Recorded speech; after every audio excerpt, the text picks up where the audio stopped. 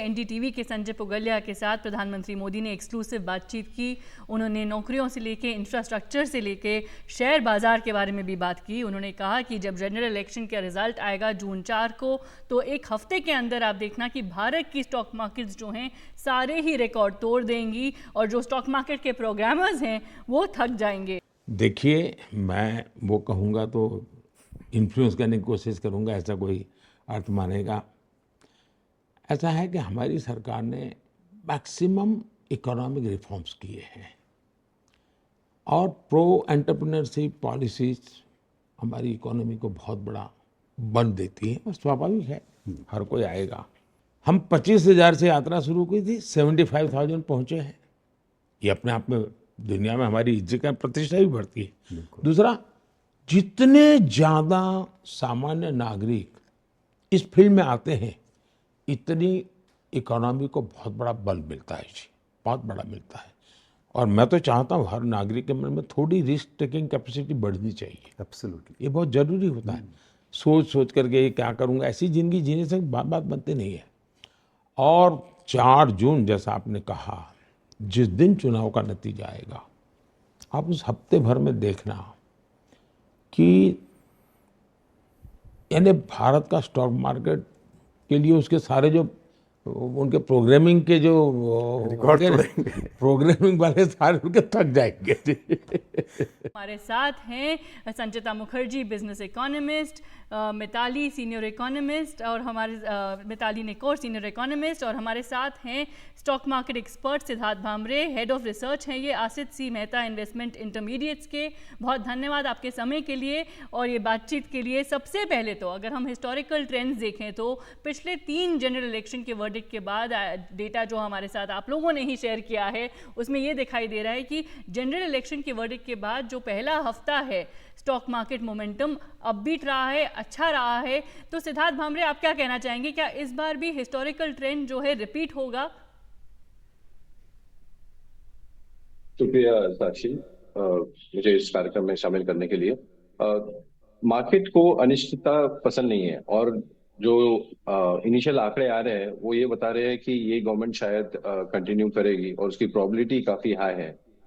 इसीलिए इलेक्शन के पहले हमने खासा करेक्शन नहीं देखा है। इनफैक्ट ऊपरी स्तर से मार्केट सिर्फ 2-3% ही नीचे आया है, विच मीन्स कि पोस्ट इलेक्शन अगर ये वर्डिक्ट जो लोग सोच रहे हैं कि करंट गवर्नमेंट कंटिन्यू करेगी, तो उसके बाद हम एक अच्छा खासा उछाल देख सकते हैं।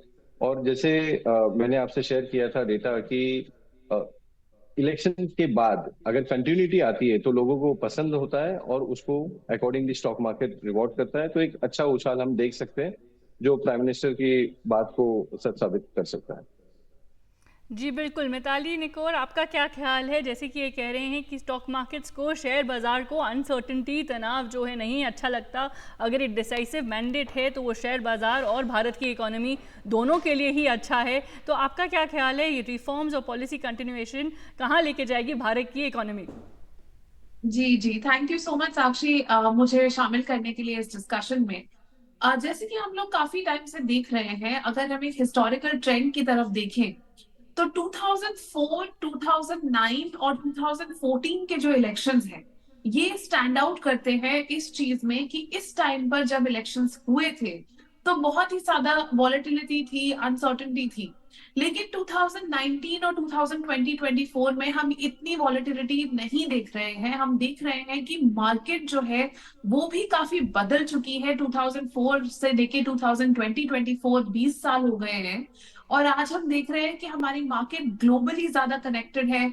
हमारी मार्केट में बहुत सारे फर्स्ट टाइम इन्वेस्टर्स हैं। और तीसरी चीज जो मैं कहती हूँ बहुत डिफरेंटली हो रही है अभी at this point in time, वो ये है कि हमारे पास 10-15 साल के रिफॉर्म्स का बेनिफिट आज निकल के आ रहा है। और ये रिफॉर्म्स केवल एक ही सेक्टर में नहीं, मतलब मैक्रो इकोनॉमिक रिफॉर्म्स हैं और इन्वेस्टमेंट हो रहा है जो हमारा इंफ्रास्ट्रक्चर सेक्टर्स में, गति शक्ति प्रोग्राम के अंडर, और सोशल इंफ्रास्ट्रक्चर में भी, हेल्थ, एजुकेशन, इन सेक्टर्स में भी इंफ्रास्ट्रक्चर इन्वेस्टमेंट्स हो रहे हैं।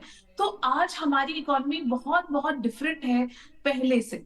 और logistics sector, transport sector, energy sector, और एनर्जी में हम इलेक्ट्रिक व्हीकल्स की भी अगर बात करें तो ये सारे सेक्टर्स ऐसे हैं जो बहुत ही हाई ग्रोथ सेक्टर्स हैं और इनको प्रायोरिटी दी जा रही। तो इलेक्शंस के बाद जो कंटिन्यूटी चलेगी उसमें इन सेक्टर्स की ग्रोथ के बेसिस पे हमारा जो स्टॉक मार्केट का एंथुजियाज्म है वो हमें आज दिख रहा है। जी बिल्कुल संचिता, क्या आप अग्रीमेंट में हैं? प्रधानमंत्री मोदी ने एक्सक्लूसिव बातचीत में इंफ्रास्ट्रक्चर पुश के बारे में भी बात करी। भारत की इकोनॉमी के लिए आगे जाके आपको क्या सेक्टर्स जो हैं लगते हैं कि आउट परफॉर्म करेंगे, ज़्यादा अच्छा करेंगे? और चुनाव और स्टॉक मार्केट्स का ये जो रिश्ता है, क्या आपका भी ख्याल है कि हिस्टोरिकल ट्रेंड्स जो हैं वो रिपीट होंगे? नमस्कार साक्षी जी।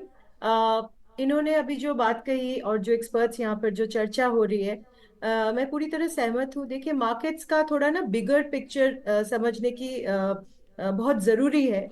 मार्केट्स जो है आज की तारीख में almost 7th largest market capitalization market है। नवंबर में इनफैक्ट हांगकांग को सरपास कर गया था Indian markets. 5th largest economy है। वैल्यूएशंस इनएक्सपेंसिव नहीं है आज की तारीख में। हेंस जो भी शॉर्ट टर्म वॉलिटिलिटी हम देख रहे हैं इलेक्शन आउटकम की वजह जो हो सकती है, लोअर वोटर टर्नआउट को इन्फर किया जा सकता है वैल्यूएशंस, कंपैरेटिव रिलेटिव वैल्यूएशंस को देखते हुए। बट जो क्रक्स ऑफ द मैटर है, जो फंडामेंटल्स है, जो लॉन्ग टर्म आउटलुक है, ये नी जर्क रिएक्शंस या शॉर्ट टर्म वॉलिटिलिटी को मद्दे नहीं नजर रखती है। क्योंकि लॉन्ग टर्म फंडामेंटल्स जो है, कोई भी गवर्नमेंट जो पावर में आती है, ये जो रिफॉर्म्स हो चुके हैं लास्ट 10 इयर्स के, जो प्रधानमंत्री जी बात कर रहे थे, फिजिकल इंफ्रास्ट्रक्चर की, सोशल इंफ्रास्ट्रक्चर की, डिजिटल इंफ्रास्ट्रक्चर की, जो टेक्नोलॉजिकल एडवांसमेंट्स हुई है, जो मेक इन इंडिया प्रोजेक्ट्स हुई है, जो यूपीआई जीएसटी वगैरह, जो जितना बूस्ट मिला है इकोनॉमी को, इनको रोल बैक करना बहुत मुश्किल है। इनकी एक्चुअली जो लैग्ड इफेक्ट है वो हम क्लियरली देख सकते हैं। मैन्युफैक्चरिंग में आ चुकी है, इंफ्रास्ट्रक्चर में आ चुकी है, रियल एस्टेट जो सेक्टर है उसमें काफी हद तक आ चुकी है। सीमेंट कंपनीज, स्पेशलिटी कंपनीज, जितने भी मैन्युफैक्चरिंग के कंज्यूमर ड्यूरेबल्स, सब में इनकी इफेक्ट्स, ये policy reforms, cleaning up of the balance sheet of the banks, credit growth, इनका जो रिफॉर्म्स है वो काफी हद तक चलेगी पोस्ट इलेक्शंस। इनफैक्ट जो होप है मार्केट की, जो शेयर बाजार की ऑप्टिमिज्म है, वो है कि इलेक्शंस के बाद जो ट्रांसफॉर्मेशनल बजट है वो शायद काफी हद तक रूरल कंजम्पशन को भी स्पर करेगी।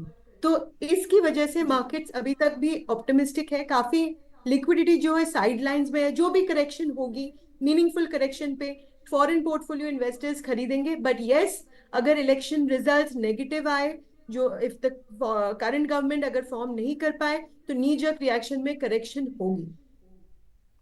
जी बिल्कुल, बहुत बहुत धन्यवाद आप सबको आपके समय के लिए और हमारे साथ ये डिस्कशन करने के लिए। तो चुनाव और शेयर बाज़ार का ये जो रिश्ता है ये हम ट्रैक करेंगे जून 4 को, जब रिजल्ट्स आएंगे जनरल इलेक्शंस के, और उस हफ्ते में स्टॉक मार्केट्स कैसे परफॉर्म करती हैं वो भी हम आपको बताएंगे। अभी के लिए इतना ही।